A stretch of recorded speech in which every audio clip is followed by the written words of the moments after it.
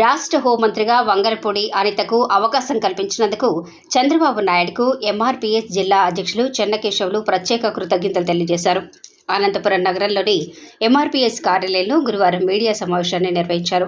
ఈ సందర్భంగా ఆయన మాట్లాడుతూ, దళిత మహిళకు అత్యున్నత హోంశాఖ మంత్రిగా అవకాశం కల్పించి ప్రత్యేక స్థానాన్ని కల్పించిన రాష్ట్ర ముఖ్యమంత్రి చంద్రబాబు నాయుడుకు ప్రత్యేక ధన్యవాదాలు తెలియజేశారు.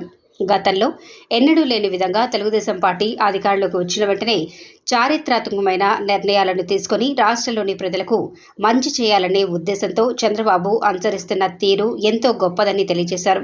ఈ సందర్భంగా అనంతపురం అర్బన్ ఎమ్మెల్యే దగ్గుపాటి వెంకటేశ్వర ప్రసాద్కు ప్రత్యేక కృతజ్ఞతలు తెలిపారు.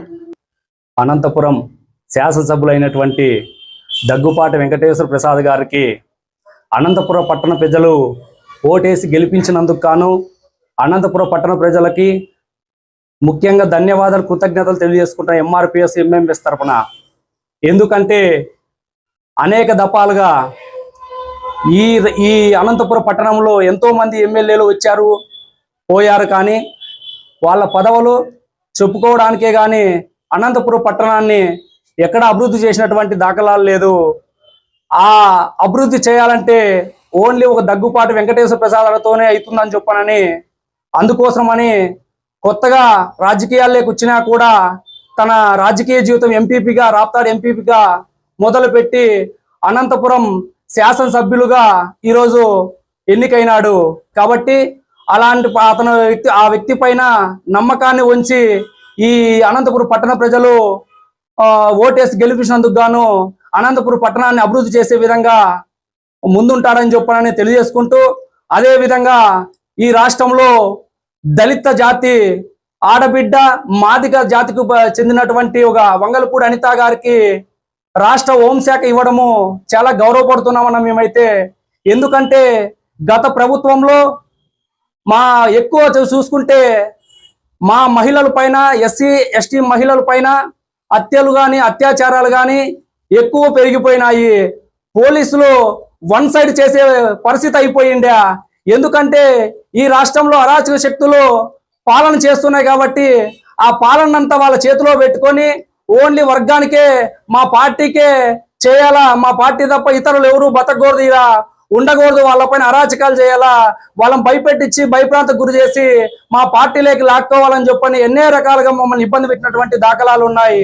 కానీ 2024 సంవత్సరంలో ఎన్డీఏ కూటమిలో భాగంగా ఈ రాష్ట్రంలో ఉన్నటువంటి తెలుగుదేశం పార్టీ కానీ, జనసేన పార్టీ కానీ, పవన్ కళ్యాణ్ గారు, నారా చంద్రబాబు నాయుడు కానీ అత్యధిక మెజార్టీ సీట్లు ఇచ్చి ఈరోజు ఈ రాష్ట్రంలో పరిపాలన చేయమని చంద్రబాబు నాయుడు గారికి సీఎం బాధ్యతలు ఇవ్వడం జరిగింది ఎమ్మెల్యేలంతా కలుసుకొని. అదే సీఎం బాధ్యత చేపట్టినప్పటి నుంచి ఇప్పటి వరకు కూడా మొదటి సంతకమే మెగా డిఎస్సీ పైన పెట్టేసి, రెండో సంతకం పైన ల్యాండ్ పర్చేస్ స్కీమ్ కింద మా యొక్క భూములు కూడా లాక్కోవడానికి జగన్మోహన్ రెడ్డి ప్లాన్ వేసినాడు. ఈ రాష్ట్ర ప్రజలు గమనించి వెంటనే ఆ ప్రభుత్వం ఉంటే, జగన్మోహన్ రెడ్డి అధికారంలో ఉంటే మా భూములు కూడా పోతాయని ఆలోచించి వెంటనే ఎన్డీఏ కూటమిలో భాగంగా అయినటువంటి రాష్ట్రంలో తెలుగుదేశం పార్టీకి పట్టం కట్టడం జరిగింది. ఇందుకోసం మేమేం చెప్తున్నామంటే, ఈరోజు హోమ్ మినిస్టర్ పదవి గతంలో కూడా ఎస్సీ దళితులకే ఇచ్చారు, కానీ చెప్పుకోవడానికి వాళ్ళ పదవులు ఉన్నాయి తప్ప పవర్ అంతా కానీ జగన్మోహన్ రెడ్డి చేతిలో పెట్టినటువంటి, సజ్జల రామకృష్ణుడు చేతిలో పెట్టినటువంటి పాపాన ఉండేది. ఎందుకంటే ఈ రాష్ట్రంలో అనేక రకాలుగా మా పైన దాడులు జరుగుతున్నా కానీ ఏ రోజు కూడా హోమ్ మినిస్టర్ కానీ సజ్జల రామకృష్ణ గారు కానీ జగన్మోహన్ రెడ్డి అయినటువంటి వాళ్ళు ఎవరు కూడా స్పందించినటువంటి దాఖలాలు లేవు. ఎందుకంటే గతంలో మేము చెప్పుకుంటే ఎన్నో మా పైన దాడులు జరిగాయి. సుధాకర్ డాక్టర్ అయినటువంటి కరోనా సమయంలో మాస్క్ అడిగినందుకు రాష్ట్ర ముఖ్యమంత్రి వర్యులు గౌరవనీయులు నారా చంద్రబాబు నాయుడు గారికి, అదేవిధంగా ఉప ముఖ్యమంత్రి గౌరవనీయులు కొణిదెల పవన్ కళ్యాణ్ గారికి, అదేవిధంగా తెలుగుదేశం పార్టీ జాతీయ ప్రధాన కార్యదర్శి నారా లోకేష్ గారికి, అదేవిధంగా వారితో కలిసి పనిచేస్తున్నటువంటి మంత్రివర్గ సభ్యులందరికీ, శాసనసభ సభ్యులందరికీ కూడా నా యొక్క ధన్యవాదాలు, నమస్కారాలు, శుభాకాంక్షలు తెలియజేస్తూ, మరీ ముఖ్యంగా ఈ రాష్ట్రానికి ఒక దళిత మహిళ అయినటువంటి హోంమంత్రి ఇవ్వడాన్ని ఎస్సీ జనసంఘం తరపున మరియు SC ST BC minority JAC తరపున మరియు ప్రజా సంఘాల తరపున అదేవిధంగా తెలుగుదేశం పార్టీ తరపున కూడా మా యొక్క నమస్కారాలు, ధన్యవాదాలు తెలియజేస్తూ ఈ రాష్ట్రానికి దళిత హోంమంత్రిగా తన ఏదైతే విధులు ఉన్నాయో తన విధులను సక్రమంగా నిర్వహించుకోవాలని చెప్పేసి మా వంగలపూడి అనిత గారికి ఇదే సందర్భంగా కొన్ని సూచనలు చేస్తూ ఉన్నాం. గత ప్రభుత్వ హయాంలో దగ్గర దళిత, గిరిజన, బడుగు, బలహీన వర్గాలపైన 8,000 పైచీలకు దాడులు జరిగాయి. వీటి అన్నిటిపైన కూడా సమగ్రమైన విచారణ జరిపి ఎవరైతే దోషులు ఉన్నారో వారు శిక్షించడానికి మీరు ఈ చట్టాన్ని ఉపయోగించాలని చెప్పేసి గౌరవ మంత్రివర్యులు అదేవిధంగా రాష్ట్ర హోంమంత్రి గారు కూడా మేము విజ్ఞప్తి చేస్తూ ఉన్నాం.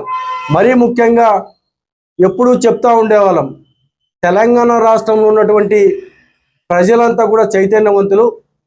అక్కడ ఉద్యమాల్లో కానీ రాజకీయాల్లో కానీ ఒక చైతన్యం, స్ఫూర్తి కనిపిస్తూ ఉంటుందని. అయితే కొత్తగా ఈ రోజున 2024లో ఆంధ్రప్రదేశ్ రాష్ట్ర ప్రజలు కూడా చైతన్యవంతులు, విజ్ఞానవంతులు, ఎవరైతే న్యాయం చేయగలుగుతారో వాళ్ళకి పట్టం కడతారని చెప్పేసి ఇదే సందర్భంగా ప్రతి ఒక్కరికి కూడా తెలిసిన విషయమే. మనం ఈ విధంగా చెప్పుకుంటూ పోతే ఏదైతే ఈరోజు దగ్గుపాటి వెంకటేశ్వర ప్రసాద్ అన్న గారు గౌరవ ఎమ్మెల్యేగా అనంతపురంలో ఈరోజు ఉంటున్న సందర్భంలో మొన్న ఒక ఇన్సిడెంట్ జరిగి ఒక వర్షం వచ్చేసి దాదాపు వరదని రోడ్ల మీద ప్రవేశిస్తున్నప్పుడు తన ఏదైతే చూసిన సందర్భాన్ని గమనిస్తూ గత ప్రభుత్వ హయాంలో ఈ విధంగా ఉంది పరిస్థితి, మేము వచ్చాం కాబట్టి న్యాయం చేస్తామని చెప్పించినటువంటి ఏదైతే ఎమ్మెల్యే గారికి, ప్రసాదన్న గారికి మనస్ఫూర్తిగా ధన్యవాదాలు తెలియజేస్తూ ఈ 5 సంవత్సరాల కాలంగా ప్రతి ఒక్కరు కూడా ఆత్మగౌరవంతో అభివృద్ధి వైపు పయనించే విధంగా మీరంతా కూడా కృషి చేయాలని చెప్పి గుర్తు చేస్తూ మరొక్కసారి దళిత హోంమంత్రిగా వంగలపూడి అనిత గారికి ఇచ్చినటువంటి గౌరవ ముఖ్యమంత్రి వర్యులకి మనస్ఫూర్తిగా ధన్యవాదాలు తెలియజేసుకుంటూ జై భీమ్, జై హింద్.